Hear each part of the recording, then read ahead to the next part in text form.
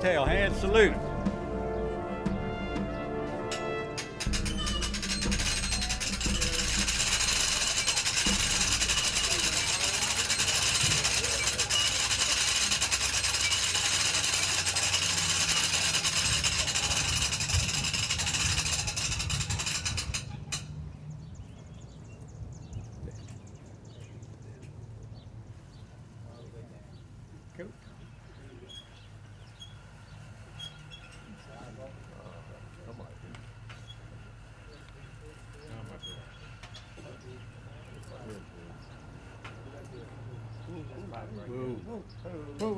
Whoa. Calm.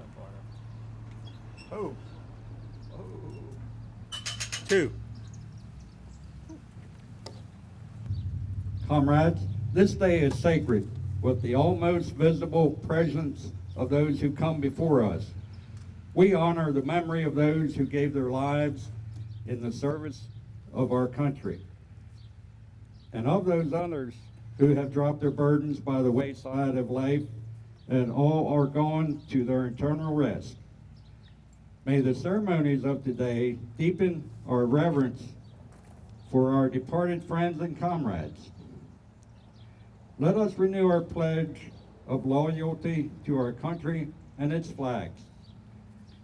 Let us resolve the word and deed to emphasize the privilege and duty of patriotism. The chaplain will lead us in prayer. Let us pray. Almighty God, giver of all victories, we thank you for the opportunities which abide in our land, for your guidance in the honor in the hour of peril and the tender love in times of need. Help us to remember with reverence the valor and devotion of our departed comrades, not only those whose body consecrate our country's soil, but also those who sleep beyond the seas, and those others whose resting place will not be known until the last day, when the deep will have given up its dead. O God, teach us to honor them by ever cherishing the ideals for which they fought. Keep us steadfast in the cause of human rights and liberties, of law and order and true Americanism. Give us the power to see and the will to do the right thing. Grant that the American Legion may preserve the high ideals for which our comrades died. May merciful blessing rest upon those left behind. Keep us forever in firm righteousness, humble of heart, and unselfish in purpose. Amen. Amen. Be covered.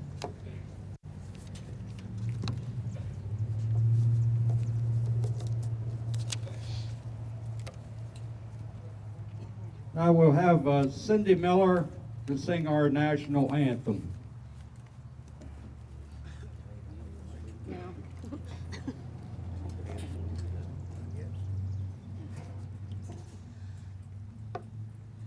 Oh, say, can you see by the dawn's early light what so proudly we hailed at the twilight's last gleaming, whose broad stripes and bright stars through the perilous fight o'er the ramparts we watched were so gallantly streaming, and the rocket red glare, the bombs bursting in air, gave proof through the night that our flag was still there. Oh, say, does that star-spangled banner yet wave o'er the land of the free and the home of the brave?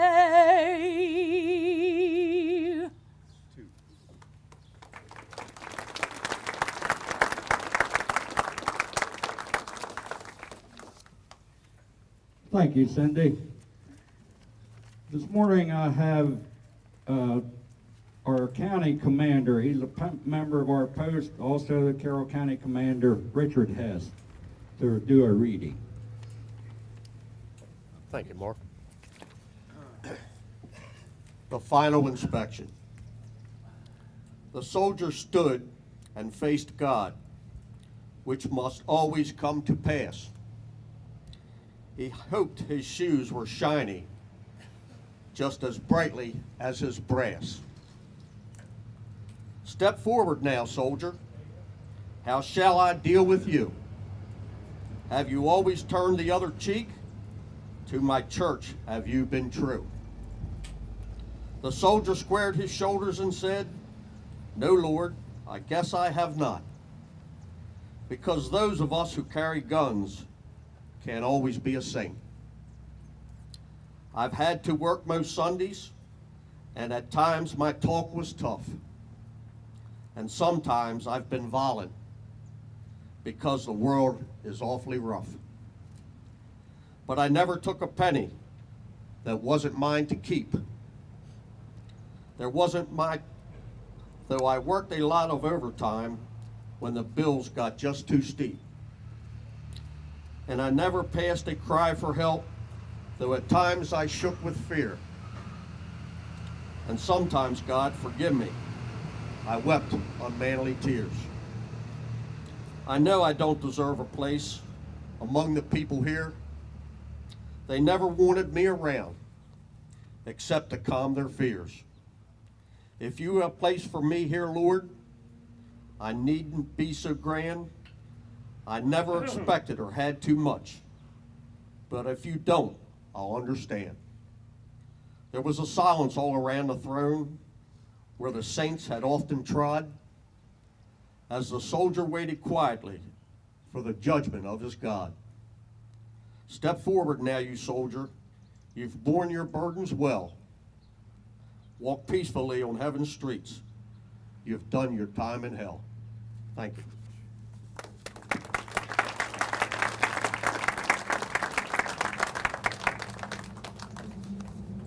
Thank you, Richard.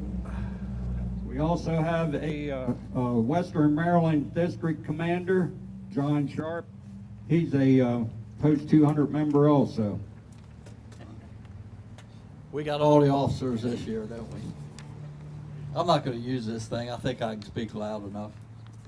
This is an excerpt from the May issue of the American Legion magazine.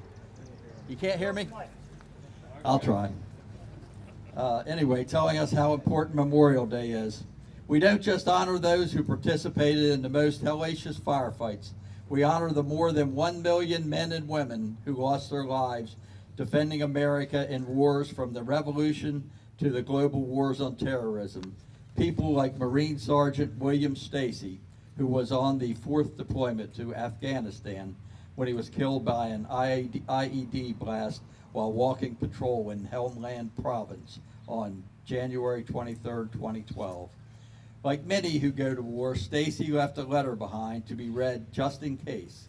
Something happened to him. It reads as follows. My death did not change the world. It may be tough for you to justify its meaning at all, but there is a greater meaning to it.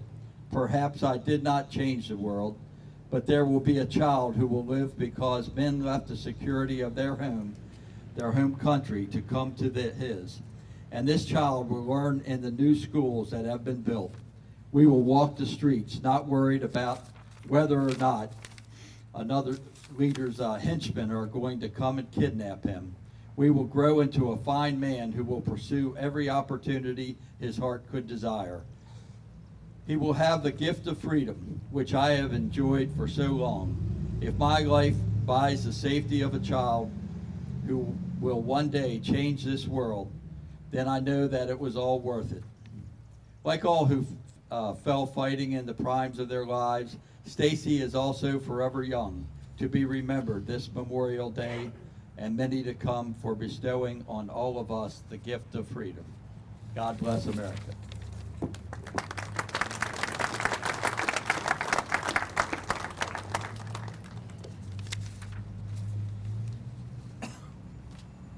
Thank you, John.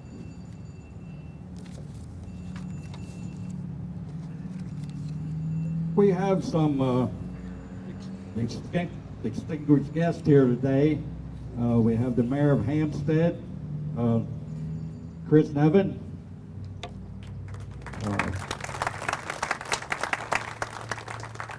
We also have Commissioner Haven Shoemaker. We also have Bill Niner running for Commissioner. Also, I believe I saw Dick Weaver running for Commissioner. And I think we have Senator Joe Getty somewhere. There he is, taking pictures. Thanks for coming. Welcome. Anybody else? Hold your hand up. I don't see you. Delegate Justin Reedy.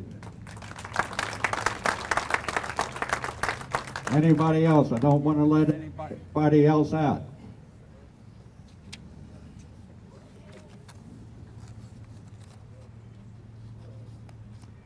Our speaker today has worked very regularly in the courts in Carroll County for over 15 years, having handled thousands of cases as both a prosecutor and private attorney. He has previously served as a senior assistant state's attorney for Carroll County and assistant attorney general for Maryland, where he headed a unit in criminal investigations division.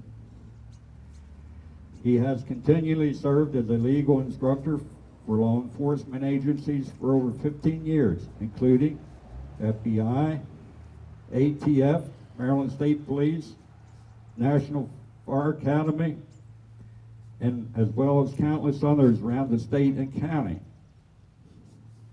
Over his career, he has trained thousands of police officers in proper investigative procedures and advised on legality of police protocols.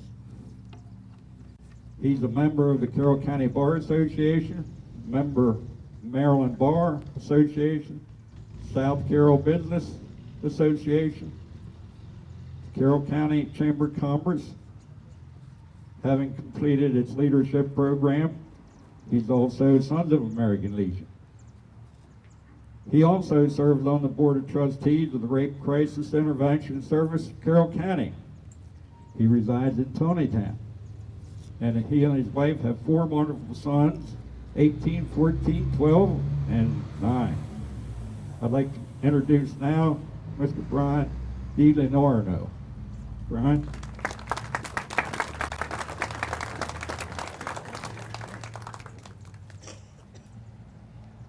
Thank you very much. I stand here today truly humbled to be given the opportunity to speak so that I, in some small way, may help honor the men and women that have worn this nation's uniform and remember the sacrifices they have made. Over 48 million Americans have served our country since 1776, and all have put on that uniform with the understanding that they will do what is necessary to protect our freedom, even if that comes at the price of their own lives. And that is sadly a price that over 1 million of these proud Americans have paid for us. I cannot begin to comprehend what those of you that have served in war have experienced, because I have never done that. Frankly, I cannot truly appreciate the feelings of any of our veterans that have served our country, whether in combat or not, as I have not been part of our military. But it is I, the non-veteran, who stands before you on behalf of a grateful country to honor those who have given everything for us. I don't believe Memorial Day should be simply veterans honoring the fallen, but should even more so be the non-veterans thanking our fallen heroes, as we owe them and all veterans a debt that we can never truly repay. That is why Memorial Day is so important. We don't just honor those with the highest medals, or even those who participated in the most hellacious firefights. We honor the more than 1 million men and women who lost their lives defending America in wars from the revolution to the global war on terrorism. These men and women sacrificed their lives in battle not because they enjoyed fighting, but because of their deep love for their spouses, their children, parents, communities, and country. We continue to lose Americans every day in Afghanistan, military training accidents, and missions around the world. These heroes we honor today come from all walks of life, but share the qualities of courage, pride, selflessness, and dedication to serving our country. The loss of their families, friends, and fellow service members and country is enormous and permanent. Some were only teenagers, and most of those killed in action were under the age of 25. But in the eyes of their loved ones, they are forever young. It is fitting to have days like this to remember heroes like Private First Class Jesse A. Givens. Before going to Iraq, PFC Givens wrote a letter that he hoped his family would never open. Like many service members, he wrote the letter to be given just in case. Well, just in case happened in May of 2003. To a 6-year-old child, he wrote, "Never be afraid to be yourself.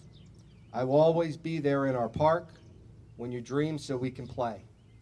I love you and hope someday you will understand why I didn't come home. Please be proud of me."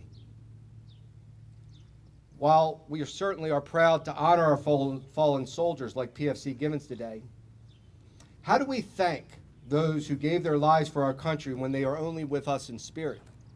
How do we truly thank them when they are not here to receive our accolades for their selfless sacrifice to our country? I suggest we thank them by always recognizing and honoring all of our veterans and ensuring we do everything to help our troops, our veterans, and the families they left behind. We must remember that even in peacetime, our veterans forfeit many luxuries to protect our freedom that we take for granted.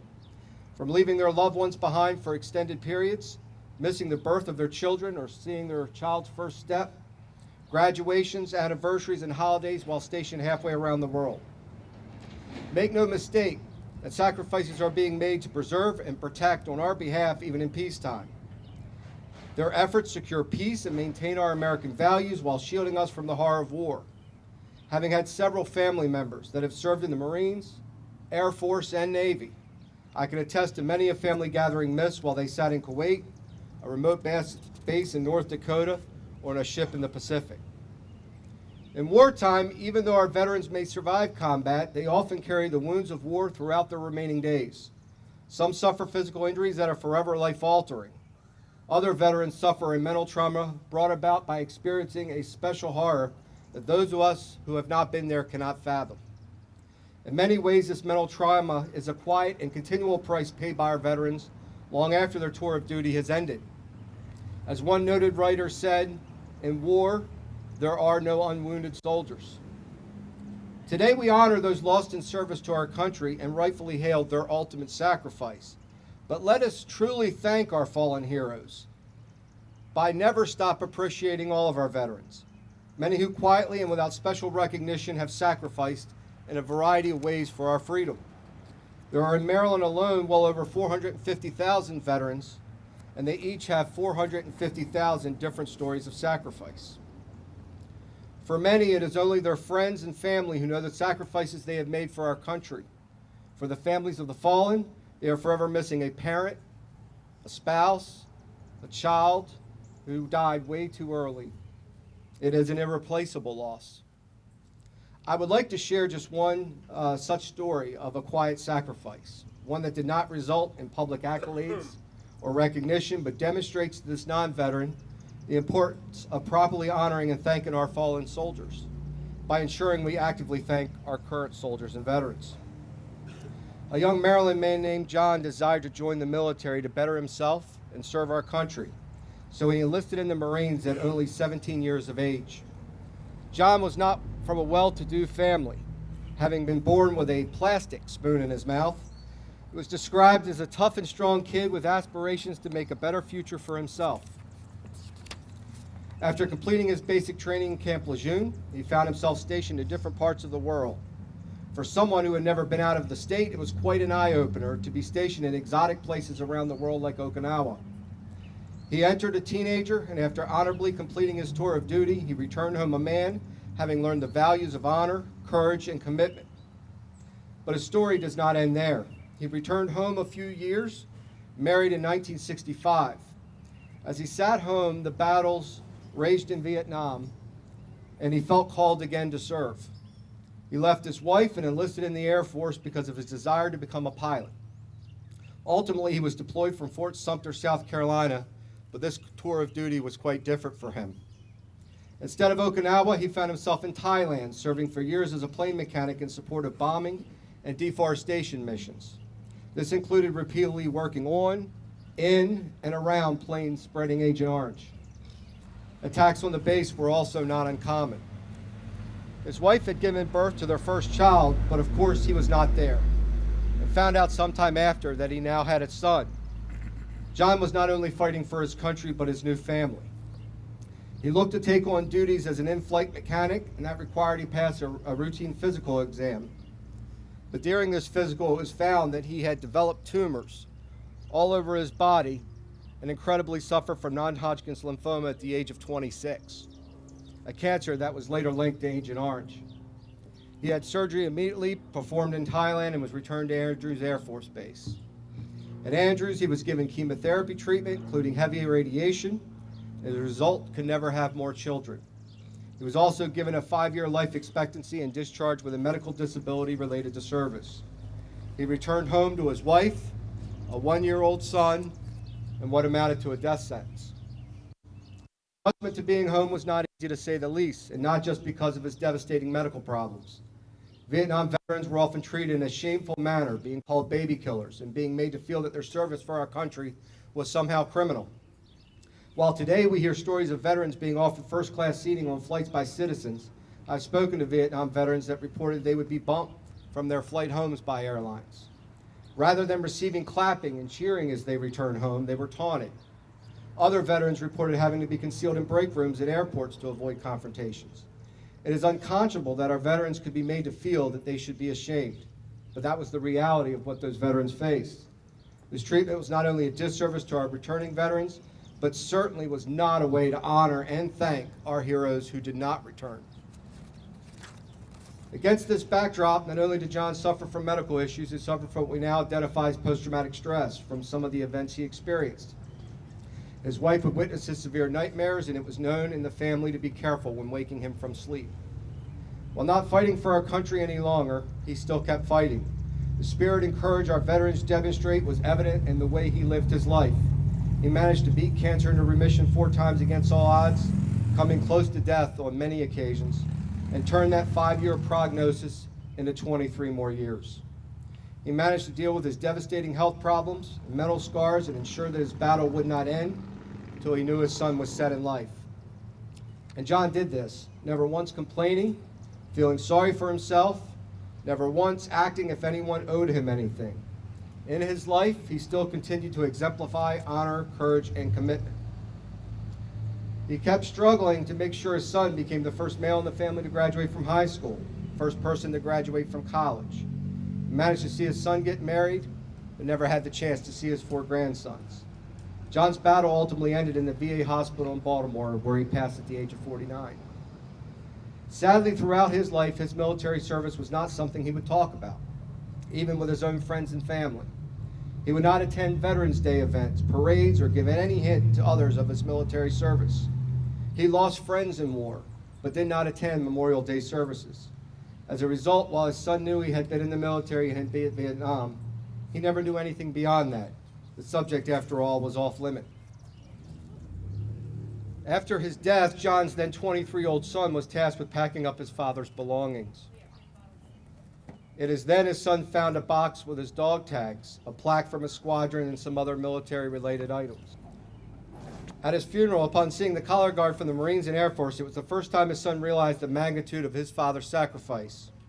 Till that day, his son never saw his own father as having sacrificed for his country, but only having sacrificed for him. You see, John was not seen by me as a veteran, but was only seen as my father. As he sat on life supports at the VA hospital, I thanked him for many things he did for me during his life, but I never thanked him for his service to our country. and that was not something he heard from anyone that I know of. As a result of his desire to forever keep that part of his past hidden, I don't think my father ever had the chance to truly know that his sacrifice was not just something for me to be grateful for, but was deserving of our country's respect, admiration, and gratitude.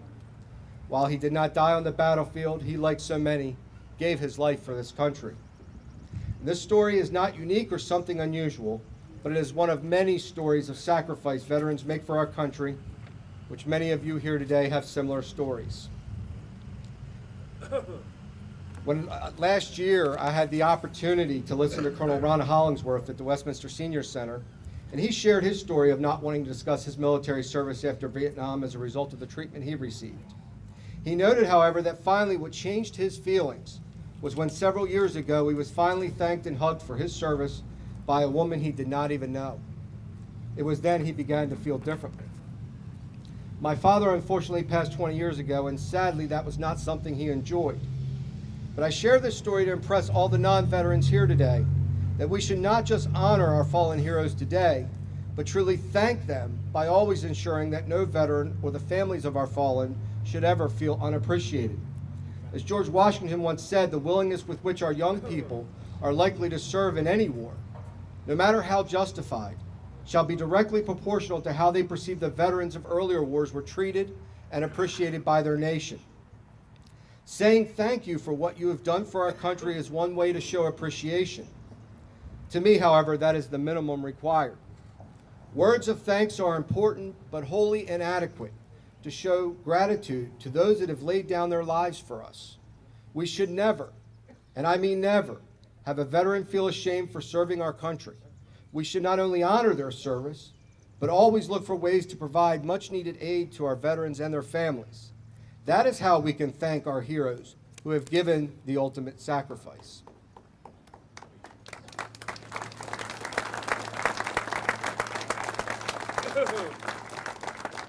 On a national stage, it is clear that not everyone follows that philosophy. It was an absolute disgrace to see our veterans turned away from memorials in Washington, or see the families of our fallen military soldiers denied death benefits because of political posturing under the claim of government shutdown. Being there for our veterans and families of our fallen heroes should always be non-negotiable, never be used as a political tool, and it is incumbent upon all of us to make sure that does not happen. So to truly thank our fallen service members, make sure we do not just honor them with words, but look for ways to provide actual support to the families that is needed long after our heroes' tour of duty has ended. We must also thank our fallen heroes by living our daily lives in grateful appreciation for the freedom we enjoy from the selfless acts of others who paid the ultimate sacrifice. To truly thank them, live our lives with honor, courage, and commitment to serving our community in our own ways. After all, they did not give their lives and had their families endure hardships from such loss so that we could get 50% off on a mattress and box spring today, or an extra day off of work for barbecue. It is our fallen heroes that we owe for our very freedom to live, work, raise our families as we please. Without question, freedom is not free. Our freedom is only possible because of the high price paid of all of our brave fallen heroes, as well as all of our veterans. We should therefore live our lives with a strong commitment to our American values and ideals, and remember that the lives we lead should always be a worthy payment on the debt we owe those who have given everything in the name of freedom. Let's prove we are worthy of their sacrifice and always live up to the legacy they have fought for. So in closing, I want to honor our fallen heroes today by thanking all of you here today who have sacrificed in your own way to serve our country. I want to honor our fallen heroes, whether lost on the battlefield or sometime later, by thanking all of their family for their sacrifices. And personally, I truly appreciate the chance to publicly thank my father for his sacrifice today. It's wonderful to know that if he was here today, he would be appreciated and loved for his sacrifice to our country, and would receive the hug or the handshake from that stranger that every veteran should. So let's take today to not just honor our fallen, but always look for ways to thank our fallen heroes that are only here with us in spirit through our deeds and not just our words. God bless our fallen heroes. God bless their families. God bless our troops and our veterans. And God bless America.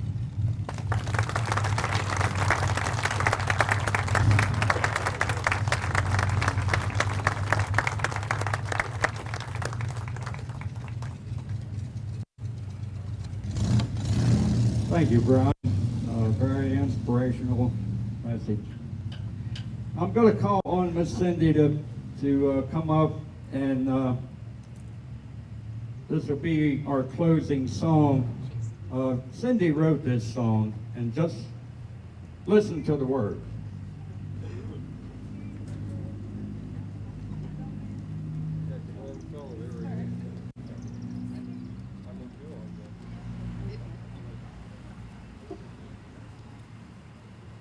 I'd like to thank you for all the setting suns you've missed with your family and your friends and the holidays.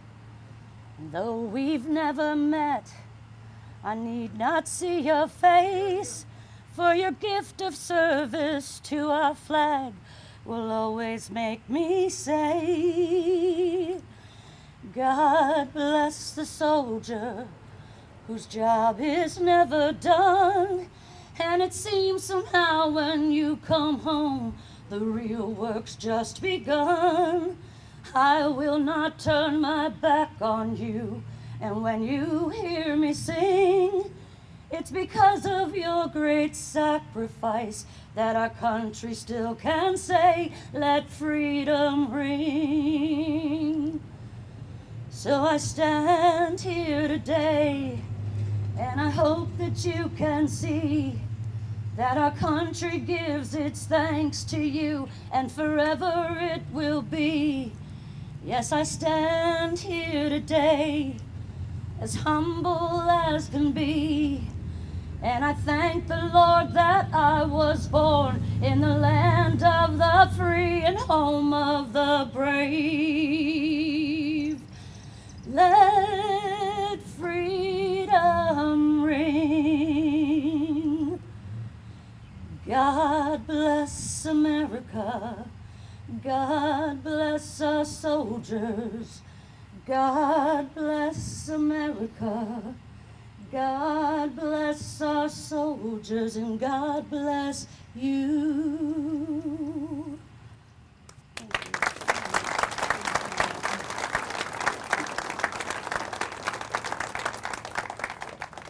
Thank you, Cindy. I want to thank everyone for coming out this morning. As you go through this day, each and every day through the year, remember those who gave all of their freedom. God bless them all, and God bless America. Thank you.